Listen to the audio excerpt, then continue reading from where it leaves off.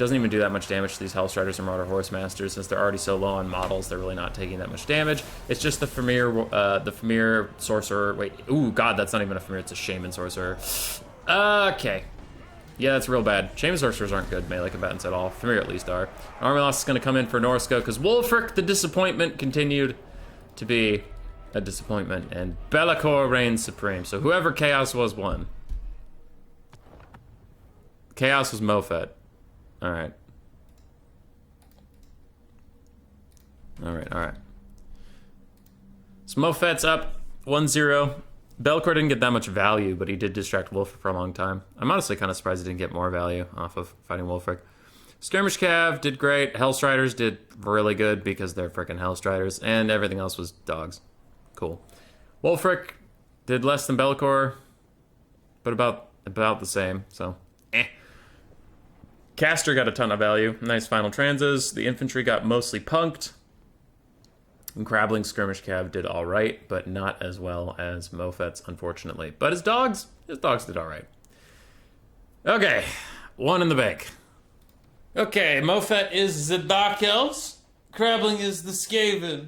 Hopefully we'll not have a gigantic skirmish fuckfest this time. Now, these two very good players, and I understand that a lot of very good players on all sides use a shit ton of Skirmish Cav. I hate Skirmish Cav, and they're the meta right now, which makes me a salty little spigot. A salty little spigot dripping my salt water. Straight from the ocean. Alright, aside from that, this is a map with the hill in the center. Not great for Skaven, especially because they brought 3 Jezzails and they can't see over the hill, so that's a little unfortunate. Skaven versus Dark Elves, traditionally a very Dark Elf favored matchup, though I do have a build I really like into Dark Elves recently and has been doing well for me, though this is not that build, so let's see how Crabling does. We have Ikit Claw with Flensing, Ruin, Howling Warp Gale, Warp Lightning, Storm Demon, Unlimited Power, and Brass Orb. That is an expensive Ikit Claw. Alright, Crabling. 2 Poisonman Globes, 1 Warp Grinder to net down things. We have triple Jezzails, one of which is the Natty Boobos. We have triple Rat Ogres as well, and then a crap ton of Clan Rats and some Skaven Slaves mixed in. On the other side, Malice Darkblade. Not a meme anymore. He's pretty alright in a lot of matchups, but in the Skaven matchup, he is incredibly toxic to deal with. He is very, very good versus Skaven. I don't think he's overpowered, it's just this is a prime matchup for him, you know? So, like, yes, he's overpowered in this matchup, but I think, like, his kit is specifically bad for Skaven. I don't think that should be nerfed. But anyway. Death Lady has Spirit Leech and Fate of Buna. She just nicely dodges a little Storm Demon cast there. And Scourge Runner Chariots are shooting a Claw. As for the rest of the build, I guess I should finish that. Triple Scourge Runner Chariots, 2 Dark Riders Repeater Crossbows, Malice Darkblade, Deathcaster, a whole bunch of Bleak Swords. And Dread Spears? No, just Dread Spears and a Blackheart Corsair with Hambos. Okay, Dark Riders and Harpies. Ooh, and a Shade. 1 Shade. The only thing I worry about here for the Dark Elves is they don't have a ton of killing power. I know it sounds weird, but like, Triple Scourge on Chariots are going to run out of ammo super fast. I'm sure they'll do a lot of damage to Ikit, but how are you going to take care of 2 Globes, 3 Jezzails, 3 Rat Ogres, all these Clan Rats? I don't know. It seems like it relies super heavily on Malice to just kill everything, which seems bold. Yeah, I don't love it. I don't love this Dark Elf build. A lot of the good units are here, like Dark Riders and stuff. I'm personally a Harpy hater, so of course I'm going to be like, why did you bring Harpies? But yeah, Harpies are here. But like, what kills everything? You're keeping your Shades in reserve so they don't get globed, but like, alright. Are they going to kill literally everything in the late game, or what's your plan here? I don't know. I think Scourge Runners or Skaven are a bit of a bait, personally. Anyway, we'll see. They're doing great on Ikit Claw. That is for sure. So Mofet's doing really well there. Warplock Jezzails get dove on by Harpies. And remember, this is a 600 gold unit, so they need to really get their value out. It looks like Crabling is a little delayed on defending his Jezzails. Over here, Rat Ogres are going to swarm in, but his Clan Rat Spears have not been activated yet. And on this side, these guys are pushed off, though it did take Globes bombing their own troops to do so. So overall, good for Mofet, but I really think Harpies are risky. It's 1,200 gold between those 2 units, and they stopped Jezzails for like a millisecond. Alright, Malice is in. Malice is gunning it straight for Ikit Claw, who is rather injured. This is one of the reasons I tend to not bring unlimited powers, because Ikit's going to take damage, and you need to keep him alive. So bring in something that increases your winds of magic, which is great. But as a miscast chance, you're potentially killing your own lord, which for Skaven is, you know, your most important unit of all time. Blood Price and Demon's Curse are pap for Malice. Lowering all the Skaven's leadership in the area by 10 is one of the reasons he is quite good against them, making them already... they're already low leadership even worse, and Harpies were rolling in to finish the job, but Ikit Claw throws out a quick Howling Warp Gale to stop all that in its tracks. Now, the frontline fight is going fine for the Skaven because there's only 2 frickin' Dread Spears. Like, they don't have a lot to hold off, so now they're just chucking infantry in all directions, trying to keep things safe. For Crabling, though, his Rat Ogres are putting in overtime. Where are they all? Yeah, one of them's getting lured out, where repeater crossbows can shoot them. So that's a bit unfortunate, though. It happens to me, like, all the time. The other 2 are still in here, and they'll get good damage on the Scourge Runners. Giselles are again under assault by these Harpies, but one Rat Ogre is walking over to that area. But will it actually be tasked onto the Harpies? I don't know. Doesn't look like they will be. They're standing a little idle. Now they're getting there, but it's too late. That Warlock Giselles are already dead. Poison Globes are now throwing onto the Dread Spears. They don't have a ton of great targets. Maybe that was the point of this Dark Elf build, is just the haha, there's nothing for your globes to do build? I don't know. Yeah. Flensing Rune upgraded was cast onto Malice Darkblade. Meanwhile, the Sorceress was taken out by something else. I honestly thought she got Flensing Rune again, but considering how damaged she was, maybe some of these Giselles had something to do with it. I don't know. Ikit Claw is routing off right now. His leadership is negative 28. He might rally, because a lot of things in this game rally, but it is looking a little dicey for the poor Clawster. Bounce Power is tipping further against the Skaven. And I would tend to agree. They got drawn out. Rat Ogre's, like, really abandoned. In 2 different places, Rat Ogre's abandoned what they're actually trying to protect. And they got caught out in the middle of nowhere. Now they're getting kited by skirmish cav and chariots and stuff. And while they're not taking a ton of damage, they're also not at home doing their jobs. How are Giselles doing? One's about to rout his Scourge and chariots will hit him from the side. Natty Boobos are doing okay. How are their models? 15 models is alright. Malice is taking a lot of damage, though he does have regen, and he has a second form that he can call upon. Ikit Claw is routing off the map. He'll probably rally with only negative 4. Damage. Oh, wow, his damage sustained is actually higher than his base leadership. Yeah, he's gone. All right. Well, without Ikit, this is completely fucked. Flensing Rune was one of the only things that could deal with Malice in this build. Maybe Giselles if he's caught out in the open, but that's not likely. Ikit's gone. Ikit's off the map, making the Skaven leadership problem even worse. We have 1 Giselle. We have 1 globe, considering this one's about to rout. I don't really count it as a full globe. And even then, I mean, what are the globes going to do? There's not anything for you to globe. And now these shades that are coming in the hyper late game are going to do just fine. You should be able to defend them. Should. Unless they get spotted and Rat Ogres just sprint at them, but Malice could pick them off pretty easily. I think the Skaven are doomed. Right now, Crabling's just trying to regroup, which is fine. Dark Elves are closing in on all sides. But Malice and the Shades can solo carry the rest of this. Yeah. That rather healthy Rat Ogre is getting routed off over there. Tazarkan dives into the Natty Boobos. Crushes them down. Now with no Giselles and no weapons teams, the Skaven get awful close to army losses. And we are going to call it. That will be 2-0 for Mofet over Crabling. Yahar. Scourge Runners did well. Malice did great. Spirit Leechcaster did fine, but she got sniped. Harpies did quite well, chasing off things. Ikit did fine. Giselles, it might have been a mix of the map. It might have been just like they're not that great versus Dark Elves. It could have been Mofet's build. I don't know. I have also been losing faith in the Giselles recently. So what the heck was game 3? Why do we have a game 3? Mofet 1-2-0, right? Are these all best of 5? Why do I have a game 3? Oh, they're all... Oh. Oh! They're all best of 5. Okay. That is good to know. I didn't know that they'd be best of 5. So we'll watch that last game in a second, but I accidentally just spoiled the result, which I cut it out, but fuck you, I'm not going to. So recently I've been liking this. Just like, we'll go to the third replay in a second, but I just want to talk about this. This has been my build versus Dark Elves recently. I really like it. Warlord on a Brood Horror with Rally and Shield of Distraction, and then Packmaster with Running with the Pack, Shock Collar, Shrine Stone, and Brood Horror. The reason I like this so much is together they're exactly 3,000 gold. Whereas if you get Throughout the Unclean on his Brood Horror, I mean, you probably want Master Controller. You probably want Remoldered, otherwise why are you bringing him? You probably want Beast Pack, and you probably want Creature Killer. The only thing I could see you cutting would be maybe Creature Killer. Maybe. And then, like, Beast Pack is nice. It's a 1 Rat Ogre summon, but Rat Ogres are more blockers than killers these days, especially in Ultra unit size, so I don't know, maybe cut that. But, like, if you take him with his normal kit, you're 2,400. So for 550 more gold, you can get a second Brood Horror as the Warlord and Packmaster, and then the Packmaster can increase your regeneration overall. So, I don't know. I really like the combination recently of a Packmaster and a Chieftain, a Warlord, both on Brood Horrors. They're still solid.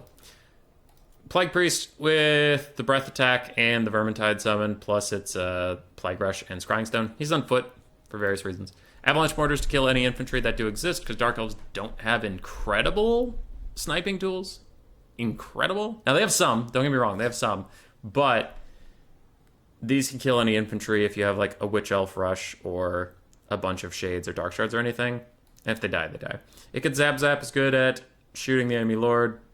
I don't know, just being annoying in general. And we have 1 Poison Wind Globe. The rest is 4 Rat Ogres, a crap ton of Skaven Slaves, and Clan Rounds. So the point of this build is, I call it the Snipe Me Now, bitch, build. What are you going to do? What are you going to do? What are you going to Spirit Leech? You going to Fate Abuna the Avalanche Mortars? Nice job using all your Winds of Magic. What's going to take out Ikit Zap? What's going to take out my double Brood Horrors? What's going to take out the Plague Priest? What's going to take out my Globes? What's you going to do? What, you got Soul Stealer? You got Soul Stealer? Where are you going to cast it? Where are you going to hit? All right? If you got fucking Balakith on a dragon, I'm spreading out. We're spreading out. What are you going to Soul Steal? You can't hit everything at once? Fuck you. I don't know. I've been having fun with this build. And double Brood Horror. Both of them have armor piercing. Like a pretty significant amount of armor piercing. And then especially if you keep them together, running with the pack increases healing that already Brood Horrors have regeneration, right? So you can usually out-regen Soul Stealers or something like that and smack down Malice pretty hard. So I really like the double Brood Horrors for fighting Malice. If it is Malekith, if he ever lands, you could throw double Brood Horrors at him and maybe a Rat Ogre too. Lock him in place. Also, if it is Malice, it gets Zap could just follow him around the map and be annoying. In general, it's a bad matchup, right? You're gonna have a bad time. It's a bad matchup, but I think this is one of the better builds. I've been liking it a lot. Let me know if you try it. Let me know what you think. I've been having fun with it. All right, game 3. I fucked up. I did a big fuck up. This is a best of 5. I thought it was a best of 3, which is why when Void sent me 3 replays, I was like, oh, nice, it went to game 3, apparently. But then Crabling lost, and I got confused. And I wondered, did he send me a fake replay so that I didn't know how it went? But no, it was best of 5. My bad. I fucked up. So, let's see the last game between Mofet and Crabling. I will try to cast more of these when Void sends them to me in the future. I'll know they're a best of 3. All right, I won't be a stupid, dumb idiot. But I got confused. And you know what? You might be out there like saying, Human Boy, this is a video. You could just re-record it or edit it or stuff like that. Nah, bro. Then the reactions wouldn't be, like, my reactions to stuff wouldn't be authentic because I know what's going to happen, so rip. Anyway, last game between Mofet and Crabling. It is Empire versus the Vampire Coast. This used to be an even matchup, I think, on paper, but I lost it a lot as the Empire in Warhammer 2. And in Warhammer 3, I don't know. The Empire didn't get a ton of buffs. They feel fine. I actually enjoy playing the Empire a lot, but one of the only things that is, like, really good for them is War Wagons, and War Wagons are not good versus the Vampire Coast.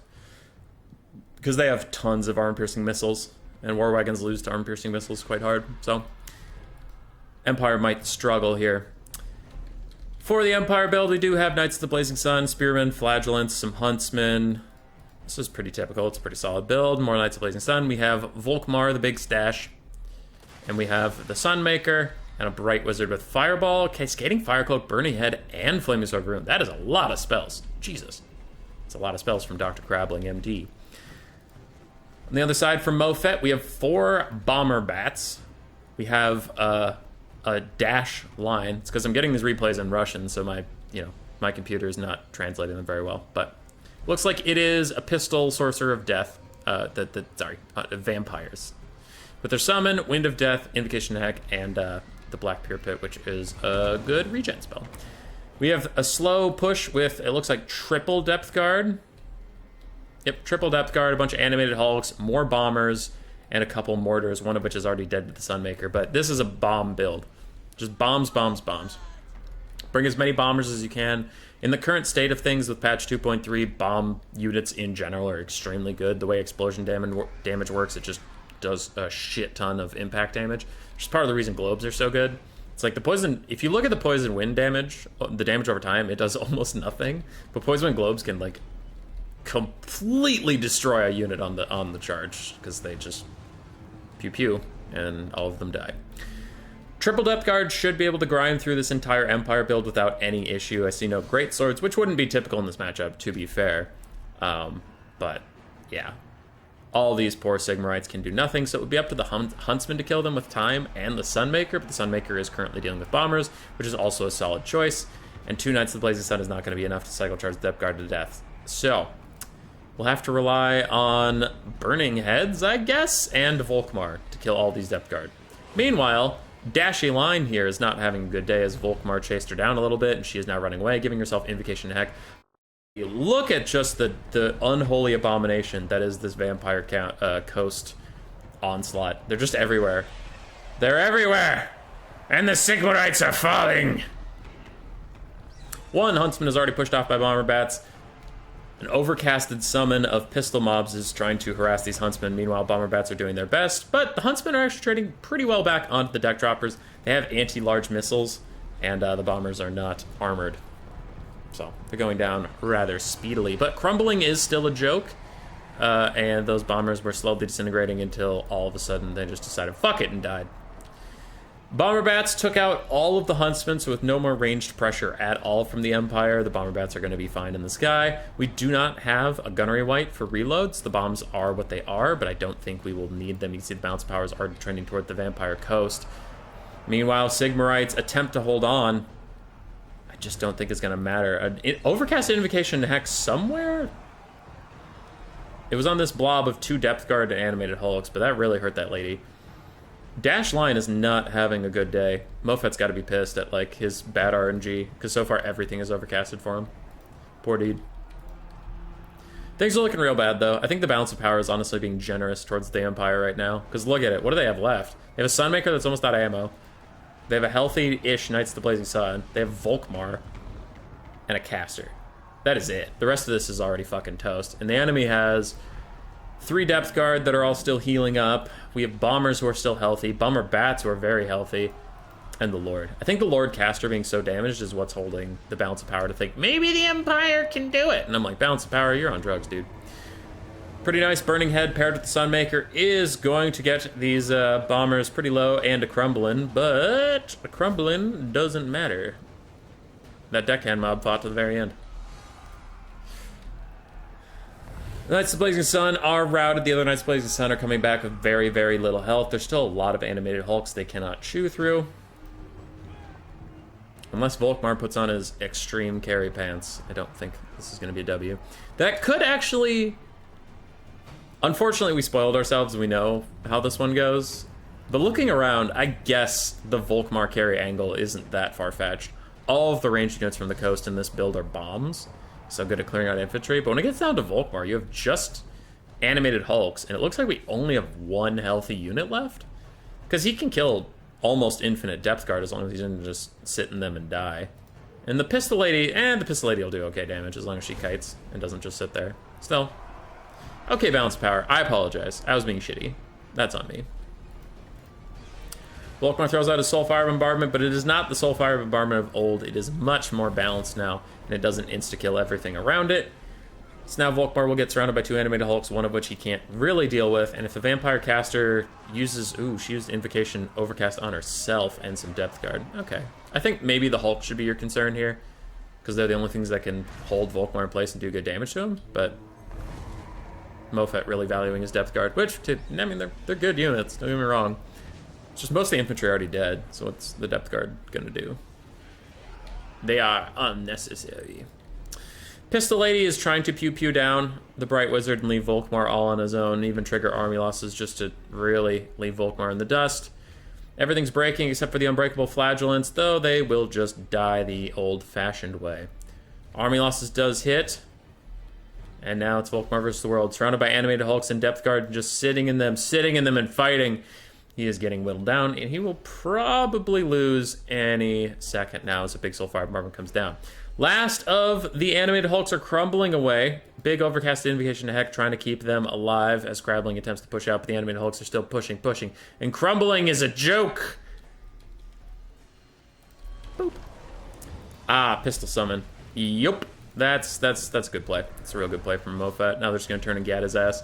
All the animated hulks are dead, so nothing's holding him in place, but also nothing is blocking the pistol shots, as he's just going to get a 21 gun salute to death. Pistol caster is out of ammo. Can he hang in there? Probably not. Pew, pew, pew, pew, pew, pew, pew, pew, pew, pew, pew. Volkmar's grinded down and gone. That'll be a 3-0 victory for Dr. Captain Commodore Mofet. With an interesting Vampire Coast build.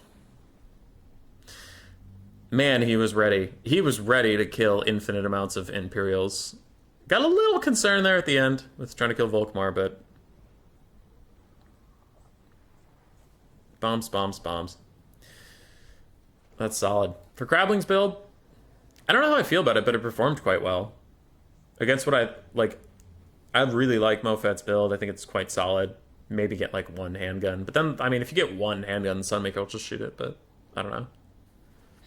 I really liked Mofet's build, and it ended up being a close game, so there's something to it. Knights Blazing Sun are a good call-out. They're real solid. Maybe, honestly, maybe cut the Sunmaker and get more Cav. I don't know. It was a good game. Looked like it was real bad for a bit, and then Volkmar did Volkmar things. So, this is the tournament Void was telling me about. You will be seeing more of it on the channel as he sends me replays between a crap ton of top tier players. There is a domination version as well. I probably won't be casting replays from that, as I enjoy casting domination live with my friend Platypus, but not as much on my own. It's not my favorite thing to do. So I'll probably stick to the land battle version of this tournament, but yeah. Check out other content creators if they are also covering this. Like we said, there is a $2,500 prize pool in total. I don't know how those are distributed overall. And yes, these are all best of 5. I just missed that because I am El Stupid. But we watched Void Mofet versus Crabling. Mofet advanced. Other top tier players in here, Void Laws himself. We do have Caradoc as well. Crabling and Mofet. Lunacy used to be really good in Warhammer 2, and then I haven't seen him for 55 years, so I don't know how he's doing these days, but probably the biggest names to watch in this overall would be Mofet, Crabling, Lunacy, Caradoc, and Void. Across both game modes, Domination and land battles, so yeah. Keep an eye out for some of those. I think Crabling will also be casting, Crabling is a YouTuber also, so he's probably casting some of these, but yeah, all right. Should be good.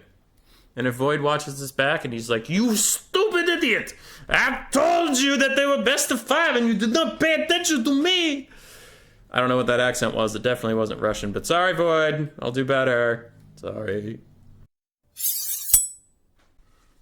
Roar. Subscribe, yes.